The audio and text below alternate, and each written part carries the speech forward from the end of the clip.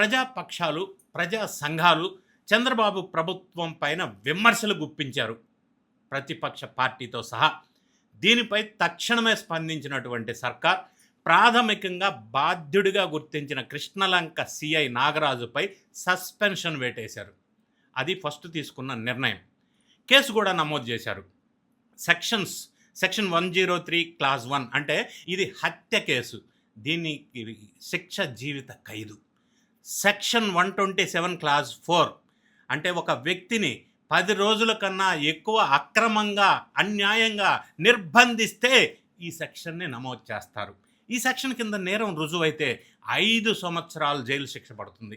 ఇక మూడో సెక్షన్ నేను పైన పెట్టింది సెక్షన్ 127 క్లాస్ 6 అంటే ఎవరైనా ఎక్కడ బంధించారో బయటికి తెలియకుండా, కుటుంబానికి లేదా పబ్లిక్ సర్వెంట్స్కి కూడా తెలియకుండా దాచిపెట్టి నిర్బంధిస్తే ఈ సెక్షన్ వర్తిస్తుంది. అలాగే ఈ కేసు విచారణ కోసం సీనియర్ ఐపీఎస్ అధికారులతో కూడిన ఒక బృందాన్ని, స్పెషల్ ఇన్వెస్టిగేషన్ టీమ్ సిట్ని కూడా ఏర్పాటు చేసింది కూటమి ప్రభుత్వం.